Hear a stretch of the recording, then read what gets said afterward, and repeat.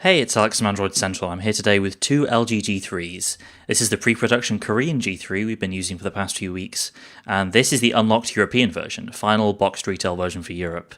And as such, it comes in a proper retail box, as you can see here.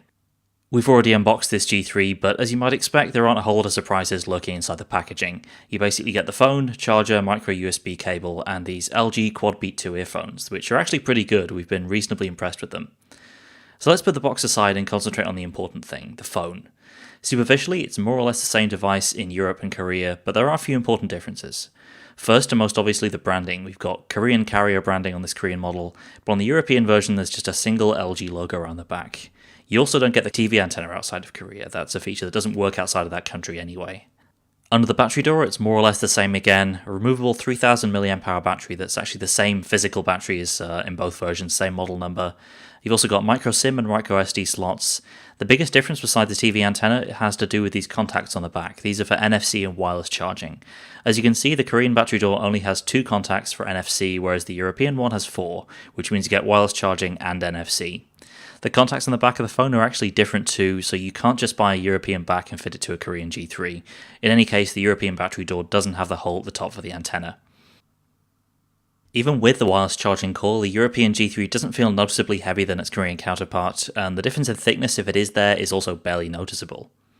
You do have some differences on the inside. The European G3 has 2GB of RAM and 16GB of storage, whereas the Korean one has 3GB and 32GB. We'll have to use it some more to see if the lower amount of RAM makes any difference to performance, but obviously it is disappointing to see that there's only a 16GB model on offer in Europe.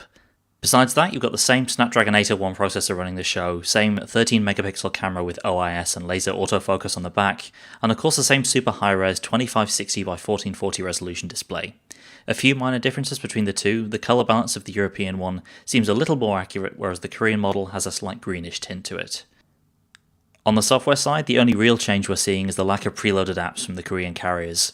When we first reviewed the G3, we were using pre-production software. Since then, we've got updated firmware, which has fixed a handful of performance issues that we were seeing. And so far as we can tell, the European G3 is at least as smooth as the Korean version on this updated firmware. So it's great to see that most of the issues with lag that we were seeing have been addressed. So that's the European LG G3. Less RAM and less storage than the Korean version of the phone, but you do get built-in wireless charging right out of the box, which is not something many phones can offer. We're going to put this phone through its paces, and we'll have updated impressions for you in the next few days. In the meantime, thanks for watching, and be sure to check out our full video walkthrough of the LG G3 for more on LG's new flagship.